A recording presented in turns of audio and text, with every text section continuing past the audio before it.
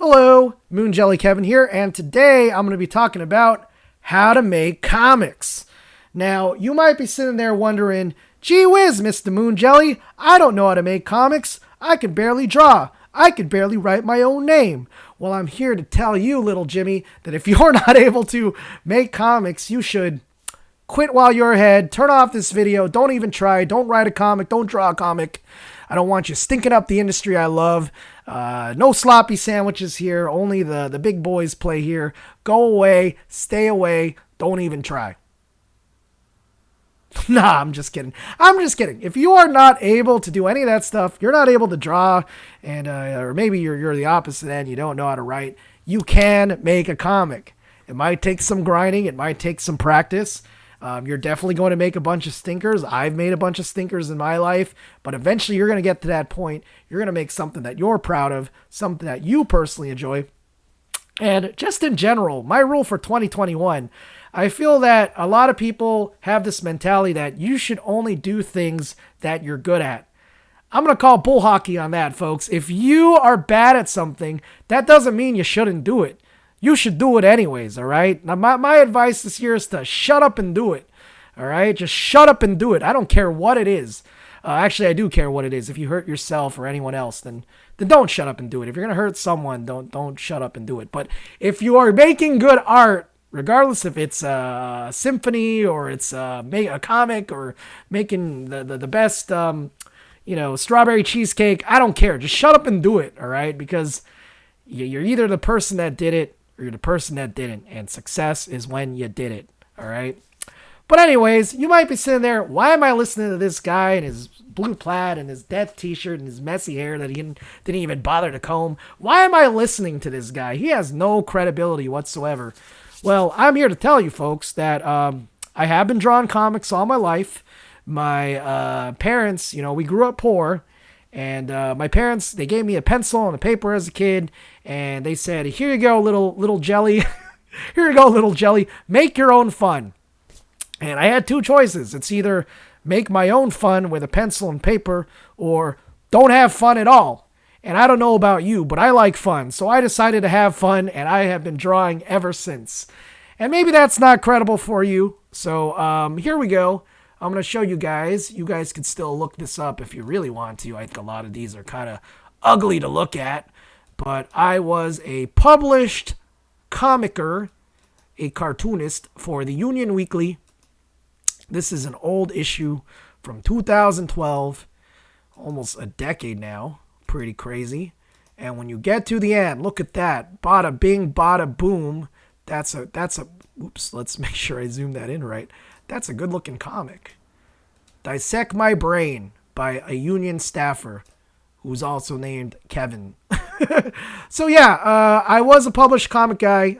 That was my claim to fame. You could see that I was in a college newspaper. I was also in a bunch of zines, and I am currently still working on some comics to this day. I don't know if you guys can see that on the camera, but this is a manuscript. I'll probably show you guys some of this in a bit.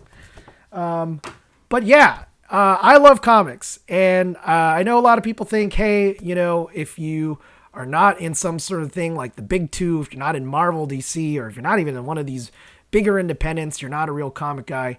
And I'm here to tell you, no, that's not the case. As long as you've made the comic, you are in the industry. You're there. You're already there. Don't let anyone tell you otherwise. All right? So anyways, I'm going to show you guys things that I personally like that could help you get started. I love this book that you're seeing on the screen. This is Making Comics by Scott McCloud, the author and artist of the book Zot, a wonderful comic back in the day. And I want to warn you guys ahead that this is not a how to draw book. I want to warn you guys ahead of time. So you might be thinking, oh, geez, look at this. This is just some ugly art. This won't teach me how to make comics. And I'm here to say wrong. This is the book that you need to be reading. You think of things like Peanuts. Do you think Peanuts has the most anatomically correct art that you've ever seen? No, it does not. But is it still a memorable, wonderful comic that people fondly remember to this day? How many times did I say remember there? I said it quite a bit, right? Anyways, yes, it is, because it follows these basic principles. Comics is an art that makes pictures and words most effectively communicative. They transcend, like I said, it's the universal language. It transcends cultures. It's things that you could kind of show to someone and they can have a basic understanding of what's going on. And this book is all about that. It's all about theory. It's all about how to make your pictures really pop from scene to scene, how to combine those with words, how to not use words sometimes. It talks about different styles, whether it's Japanese manga, whether it's French comics, American comics, and it's all done in a fun way in this comic book type of form. So yeah, I highly recommend this. The other thing that I highly recommend is to pick up Bakuman. Bakuman is a Shonen Jump manga. It is a comic about making comics. This one gives you more of the mentality. I think sometimes in making comics, they don't really... It's only one chapter on manga. But if you read Bakuman, Bakuman will tell you exactly what editors were looking for in the late 2000s. How to pace a story. All these things that you probably would never consider. Again, it really all depends on your project, right? And don't get me wrong, I think how to draw books are important. That's why I have this how to draw sexy anime characters. I've actually been doing this video quite a bit now. It's like my multiple take, and I was on archive.org and I just typed how to draw, and that was the first thing that popped up. But like I said, having a how to draw book is also super helpful, but having great illustrations is only half the battle. Being able to make communicative storytelling, to have good panel layout, that's way more important. It is way more important. So yeah, let me show you guys a couple things that I'm working on. I don't know if you guys can see this on the camera. So like I said, when we talk about panel layout,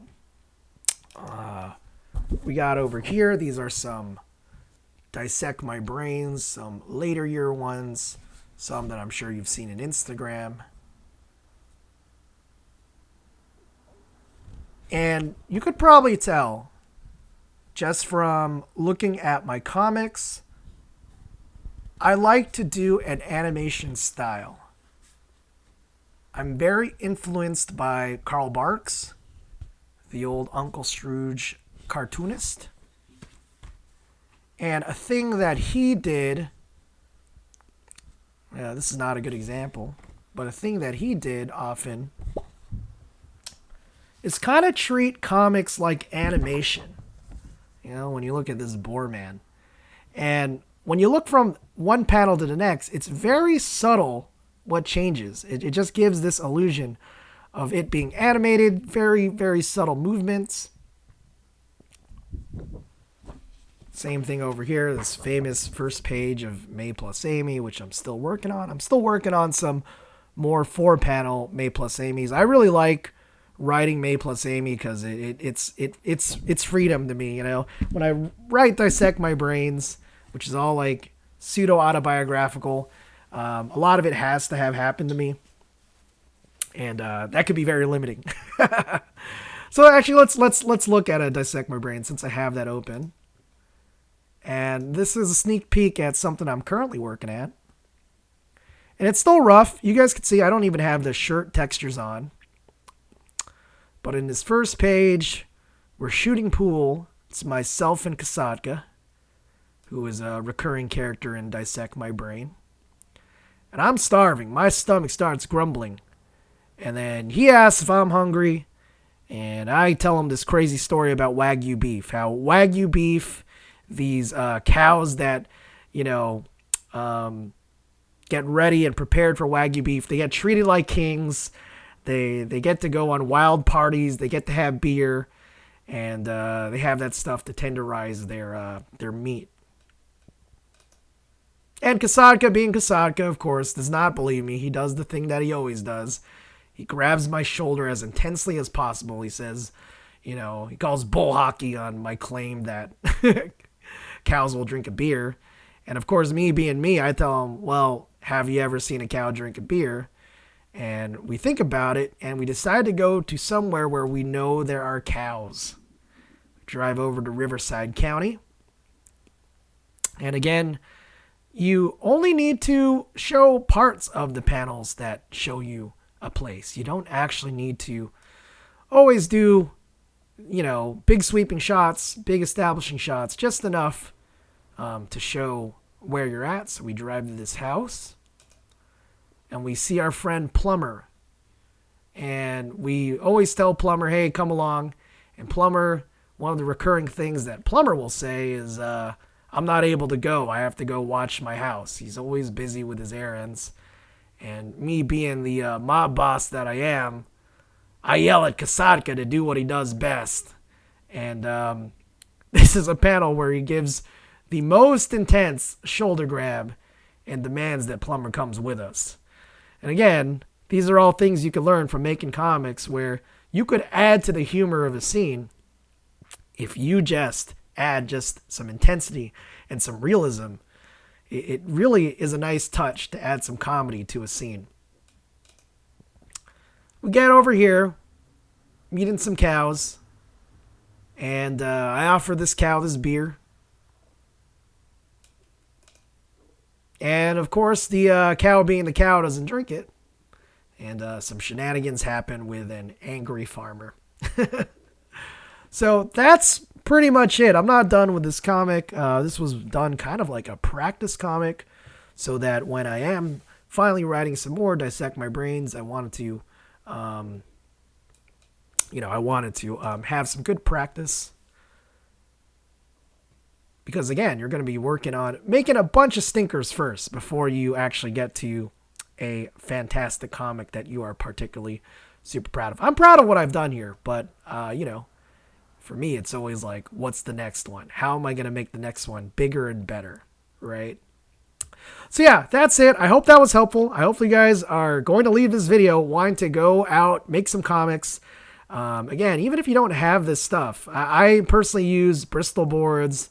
I use manga manuscript papers. There's stuff that I'm sure you could get online. We have a place over here called the Art Supply Warehouse in the Orange County in Westminster. That's where I personally go, but you don't have to go there. You could get them, I think, at any art store. And just make your comic. Even if you don't do any stuff, I'm sure you could do all the stuff digital now. I'm sure you could do all this stuff, without breaking an arm and leg. Even if you just did it on lined paper, and you just did it there, and then you gave it to an artist, another artist, and said, hey, here's my manuscript. Even that is some basic thing you could do to make a comic today. Okay, all right, that's it. I'm done rambling. Thank you for watching. I hope this was insightful. I hope you will, like I said, run out and make a comic. You can do it. Just shut up and do it. All right? And as always, thanks so much for watching, and have a wonderful day. Bye.